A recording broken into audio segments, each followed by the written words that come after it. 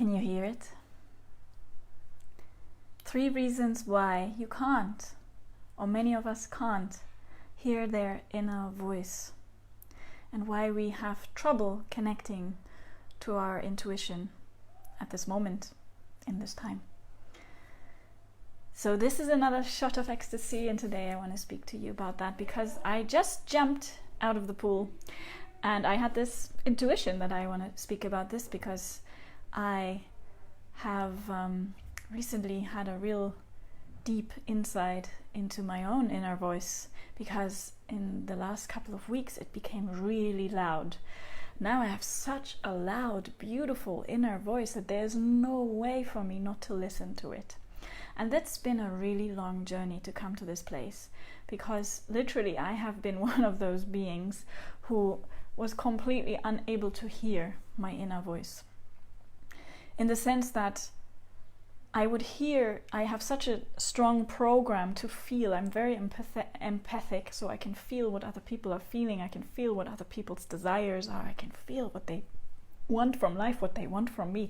So it's very easy for me to kind of slip into that and give that to life rather than to listen to my own inner voice that basically disappeared over many years. So the question of what I want and what's inside of me was always a bit mind-boggling for me. But this has changed, and just recently I encountered my inner voice in such a force. It's like, wow, there's a really loud, beautiful inner voice inside of me, and now it's actually in contact with me. It's actually talking to me all the time, and that's beautiful. So I thought about why I hadn't heard it and why I think many people are not hearing their inner voices. So I want to give you the 3, I think, main reasons why most of us don't hear what's going on inside. And just before I begin, it's like the inner voice is really your essence talking to you. That your inner voice is your soul, the bigger you, the one that really knows the next step, that knows where you need to go, that knows what you need to grow into, that knows everything. That's your inner voice. It's your true inner wisdom. So the first reason why most of us are not connected to our intuition and can't listen or don't hear our inner voice is because we're not connected to our body. So this might sound strange, but not so strange when you're a little bit in tune with what happens. So your body is your interface to the world. Your body connects you to the energies around you because it's the manifest thing. It's the fleshy part of you that is in this world, that's rooting you into the ground, that's rooting you into this life. So when you are not connecting to your body, when you don't dance, when you don't take care of your sexual energy, when you don't feed your body the right things and you nurture yourself with good input, meaning whatever exercise you need to do, whatever input even mentally you're taking in, when you don't take care of this body of yours, then the inner voice, which sits inside of the cells of your being, it is not just the voice of your body, but your body as integrated, as connected with your heart, as connected with your mind, as connected with your sexuality. That voice is the fullness of you. When that is connected to your body, then you can listen. And why can we listen? We can listen because we have ears, right? Our senses, most of them, are sensory, our connection to our body. So we want to nurture our body. We want to nurture our ability to listen. And that leads us to the second point. Am I back? I hope I am back. There was a little problem here. I hope I'm back. So the second point, why we are not connected to our inner voice, is because our mind is so loud. What goes on inside your mental is insane for most people.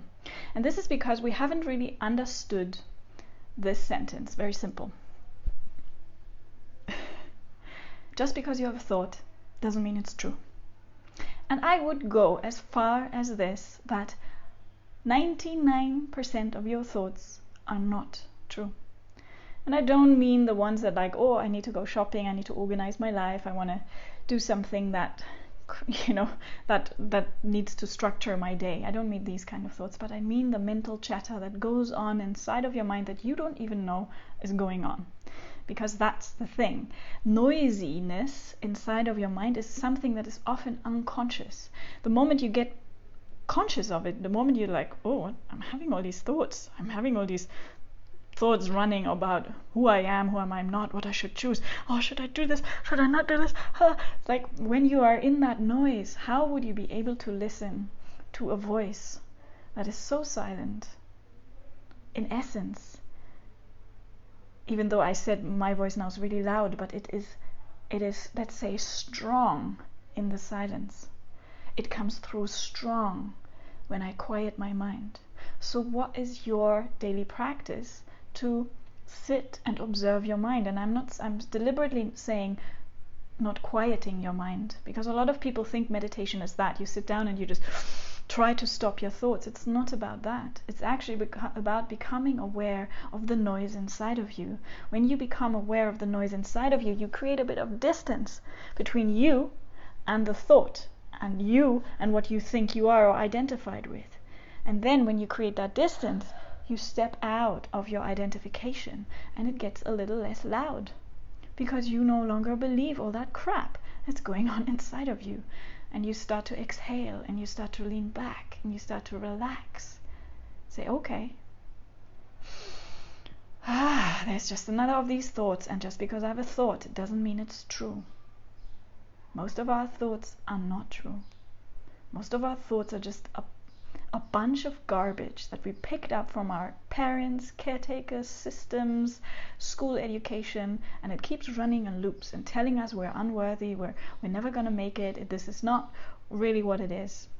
So the voice of your inner soul, that can't really compete with the noise inside your head, because that voice is quiet, it's loving.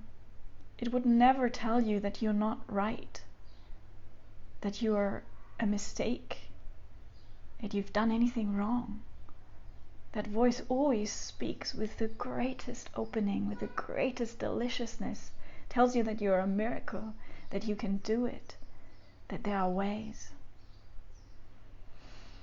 So quiet your mind, find a way to observe your mind, and then let the quietude happen, but naturally. Don't stop your thoughts. That's like me telling you, stop thinking about a pink elephant right now, and whoop, you will be thinking about a pink elephant. So don't stop thinking about stopping your thinking, and just observe your thinking from the vantage point of, what if none of my thoughts were true? None of what's going on inside of here is actually real. And you will see that there's great liberation in that. So the third point, and that's actually the most vital one, and the one that's most recent for me in my own discovery of my inner voice, is we don't act on our hunches.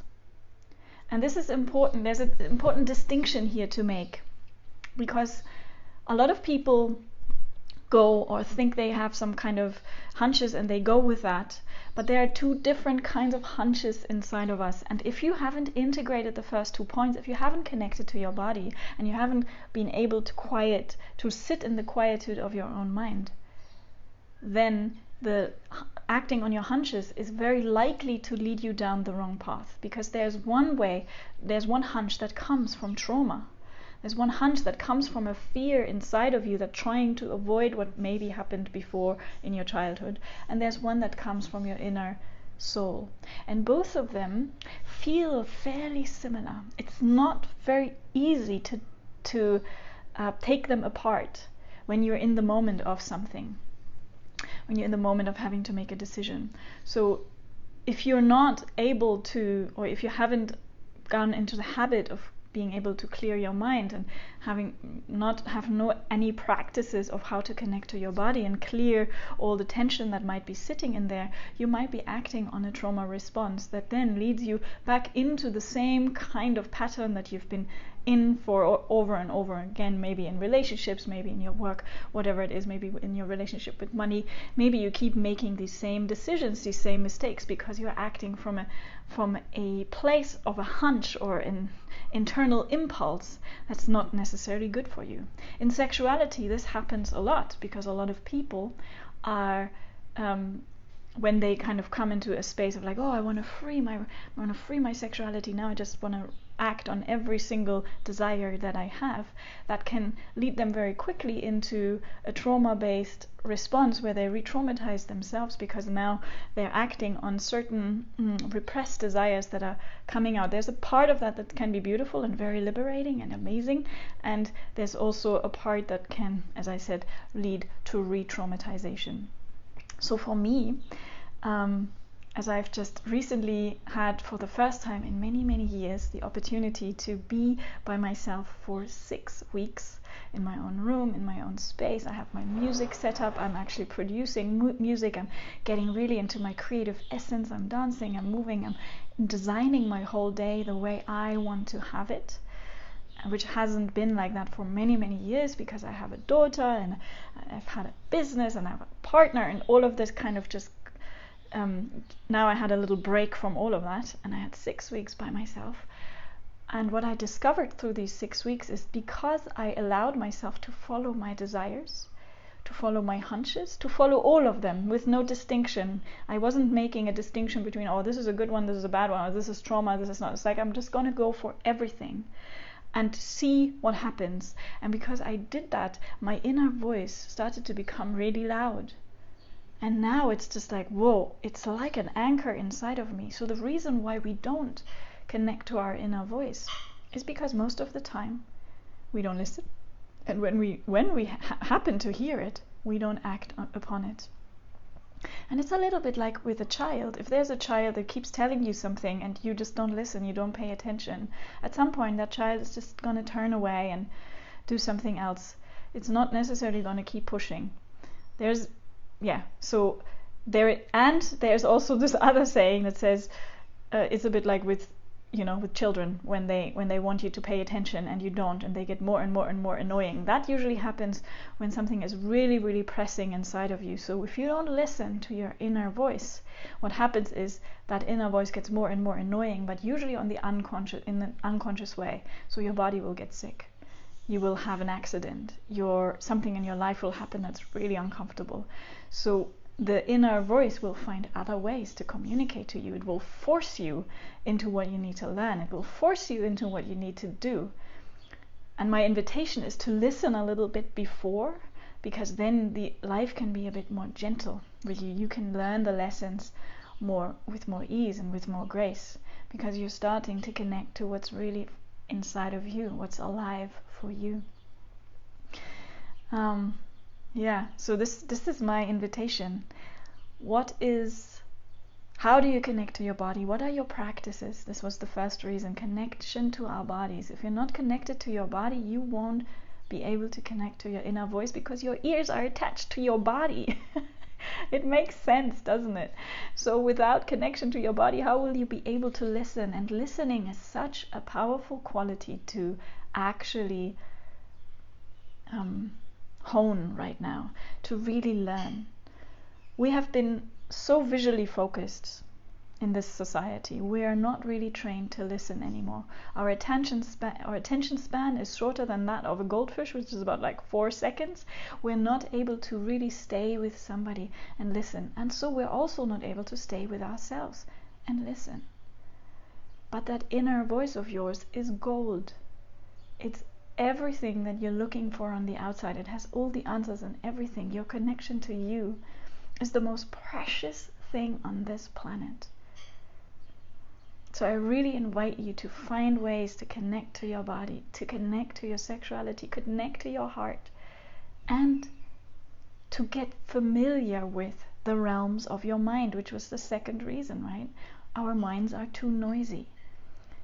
get familiar with what's going on in this mental space. Find the difference between a heart's pull and your mind's push. Because your mind has a tendency to push you into situations, while your heart has a tendency to pull you. But this pulling is a bit more slow, it's a bit more tender. If your mind is pushing all the time, you won't feel that pull of your heart. So go on a journey inside of yourself and find the differences. Fine-tune your senses. Fine-tune all of your body. Because you are literally an antenna. You are the interface your body is the interface that connects you to the field of everything. It connects you to the source of love and life. And the third reason, of those of you who just joined, I want to just repeat, the reason why we don't hear our inner voice, and it's probably the most significant, is because we don't act on our inner voice's offerings.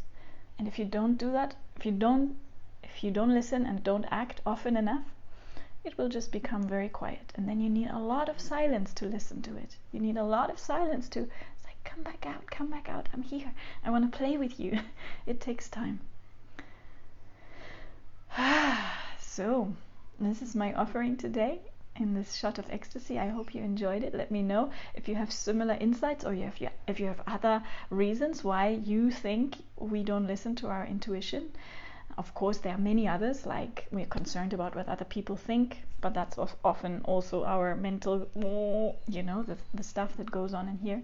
But yeah, I'd love to hear from you. I'd love to hear what's alive for you from this sharing, what resonates, what is added. I always like to have some conversations afterwards in the comments. So if you want to find the art of connecting to your bodies, and I want to speak to the men on here today, because I know Simon is doing these one-day events at the moment, every month one, really as an invitation for men to step into their sovereignty and to connect to their bodies and the wisdom that you carry as men. You have so much power to offer in this time and age where we're going through such a shift of consciousness.